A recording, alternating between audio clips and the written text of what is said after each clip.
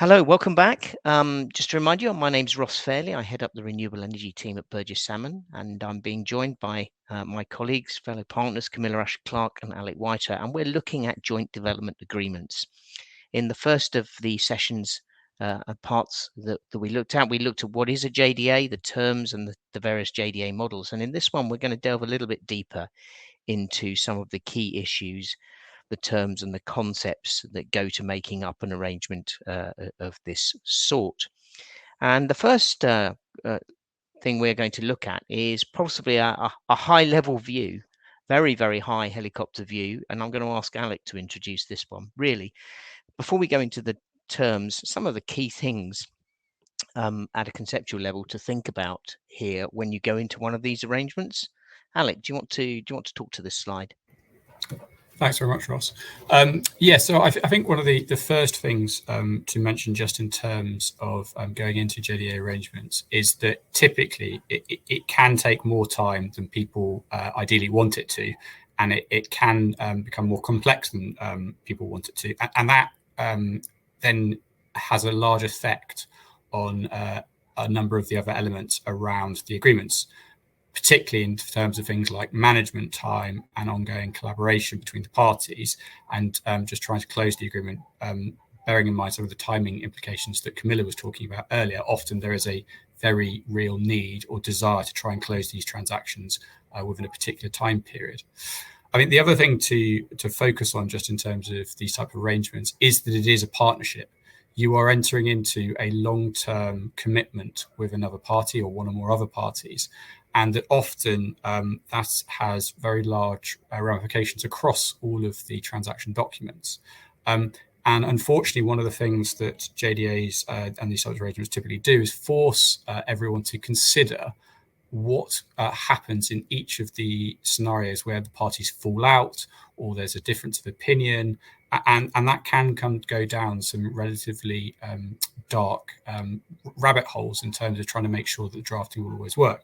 Now, there is a general desire to make sure that the parties kind of have a resolution, but I think it is worth, in some cases, just bearing in mind that unfortunately those issues will need to be investigated, will need to be discussed and documented, but focusing, I think, on the bigger picture, which is ultimately this is about two parties looking to work together that need to that trust each other to a large extent around what they're doing, and as a result should be willing to compromise on certain obligations and collaborate between each other to bring forward the transaction documents and ultimately to bring forward the energy projects that they are both looking to develop. Okay, thanks for that, Alec. I suppose I would add to that everyone needs to go in with their eyes open and in a spirit of trust and cooperation. And, the hope is, of course, that works really well. And when it does work really well, and everyone is getting more or less what they were hoping from the arrangement, these types of arrangement work really, really well and can be very, very fruitful indeed. But I think you have to go into it, as Alex said, with that mindset of understanding that there is going to have to be compromise. You are going to have to work with a party going forward. And, even as lawyers, you can't cover everything off legally. You can't bottom everything out, and you have to find a way of dealing with someone throughout the whole time that the JDA is in force. Okay, let's move on now to the next slide. One of the key issues here is funding.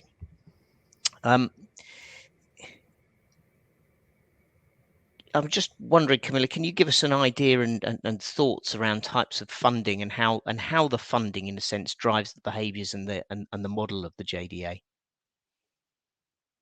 Thank you, Ross. Yes, there's quite a few things to think about from a financing and a funding perspective on the way in to the JDA, as well as during its life, and then at the point of exit. So on the way in, the parties really need to think about what they're bringing to the table and what the expectation is. So is one party going to be providing the funding to develop out the projects, or are the parties going to share that burden? And if it's being shared, in what proportions will it be shared? Is there a requirement to fund, or is it optional? And in the context of a corporate JDA, is that equity funding or debt funding? So is it, non-recourse or recourse funding? And other dynamics then to think about include the day-to-day bits and pieces. So who is going to be looking after the day-to-day JDA business? Who, if it's a corporate vehicle, who's looking after the accounts and the audit and the back office? What sort of revenues might the vehicle generate? And then you need to think about the projects that are coming through themselves.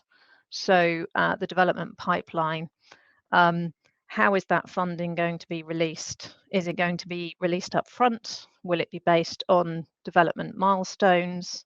What are those milestones? What do the parties to the JDA, what requirements have they got internally and from a governance or an investment committee perspective in terms of being able to release funding into the JDA and to the projects that are being developed? And how do you decide which projects should come through for funding? And what are those sorts of criteria? A lot of JDAs also have not just the money that's coming in to develop the projects, there can be third-party contracts, and often with one or other of the JDA partners. And this is something that Alec mentioned in our first session.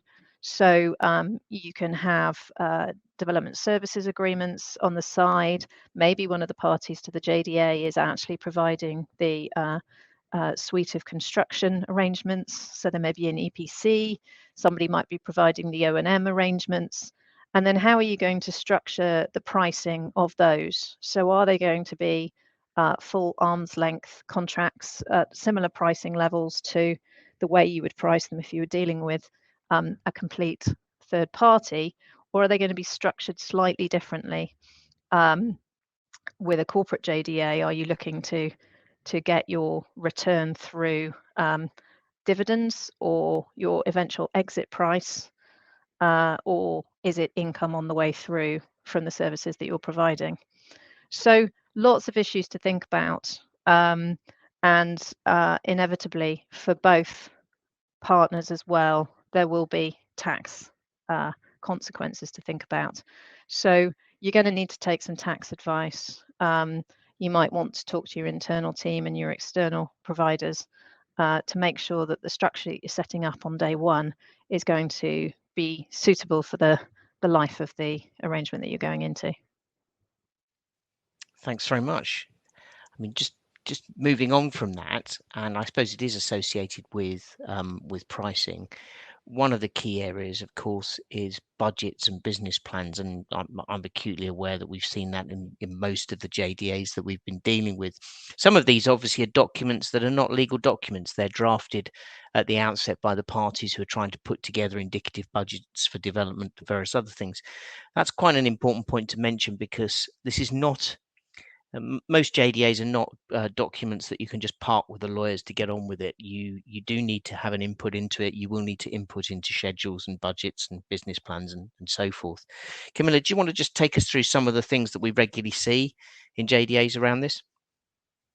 Yes. So again, I think it's always really important with JDAs to focus in on the particular dynamic. They all tend to have particular bespoke facets. So, one size doesn't fit all. And again, it's important to look at the parties and what they're bringing. So you might have a JDA where the way it's being set up means that there's a day-to-day management team who are relatively separate from the JDA partners, or they may be drawn from secondees from the two partners. So, have they formed an independent sort of operating business that's going to be developing out these projects, or is the main responsibility for developing them still going to sit with the JDA partners? Because what that leads to is consideration as to, how involved the JDA partners need to be in approving that business plan.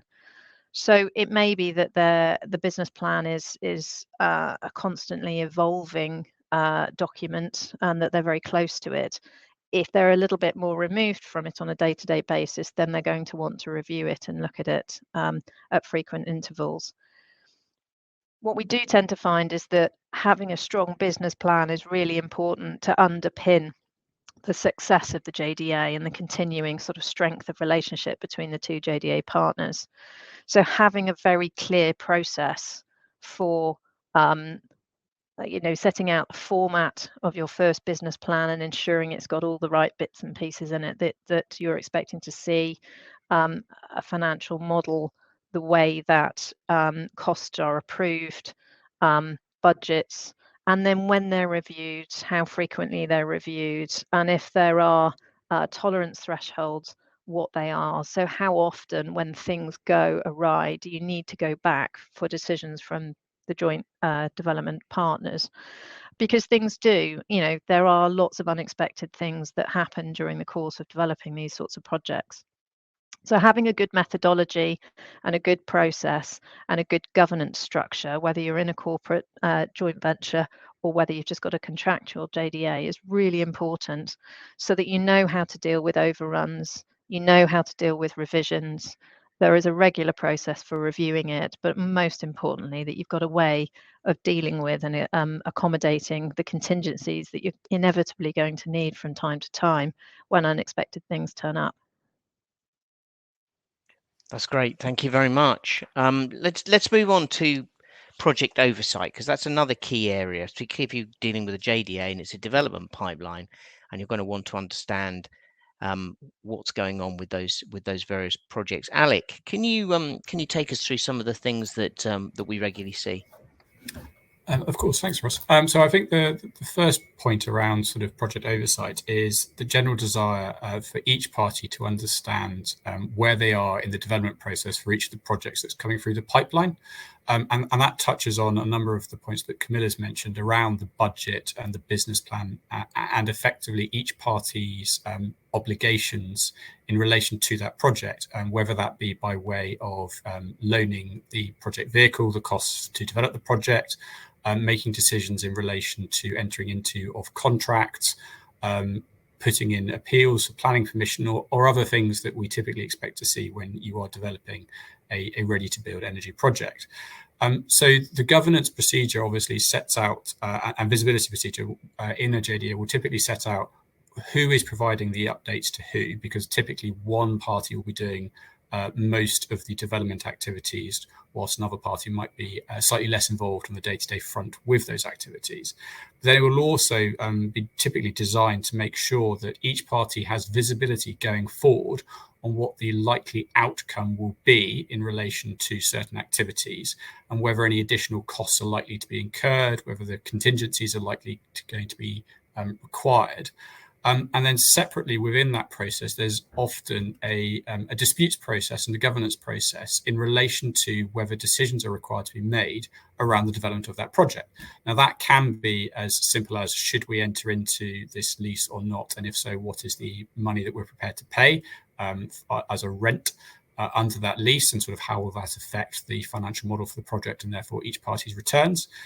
But it also can be things like whether we need to dip into the contingency for a project to be able to fund a planning appeal or other things. And that is often quite an important issue within the wider JDA framework, because obviously both parties are interested in making sure a project is developed, but typically only one of those parties might be funding the development costs on an ongoing basis. And it will want to make sure that it has an ability to be able to cease funding where it has a concern around the viability of that project, whether from a just generally we don't think we'll ever get it up to RTB stage, or potentially that the financial returns of that project, even if it is developed up to RTB project, won't satisfy its hurdle rates or potentially other requirements. In that situation, you will then start looking at, and the JDAs will typically set out, the level of control that each party has in relation to the development of projects, and an ability for one party or the other party or of other parties involved to effectively abort a project, so cease each party's obligations in relation to the development of that project. And if they do that, or there's a dispute around that, how that dispute in relation to that project will be resolved. And that often then leads to a related area, which I suspect we'll come on to, which is effectively what happens when we have an aborted project or the parties decide to cease developing a project together. That's great. Thank you very much, Alec. And that's been a very useful run over some of the key issues we've seen. The other content of a JDA, we very, very helpfully got a list of this together. So if you're listening to this, on the slides, we've effectively put together a list over the next few slides of what we typically see in the content of a JDA. Now, of course, depending on what the JDA is, how complicated it is, you may have bits, may not have some of this, but it gives you a good guide and possibly even a number of headings for a heads of terms if you're looking at entering into one of these arrangements. I'm not proposing that the three of us go into this, but it's there for you. It's a good resource, and I'd recommend it to you. And I'd like to thank Alec and Camilla for this part, looking at what goes into a JDA. In the next part, what we're going to do is look at what happens when things may need to be adjusted, things possibly go wrong, navigating those thorny issues around exits and so forth. So we will see you then.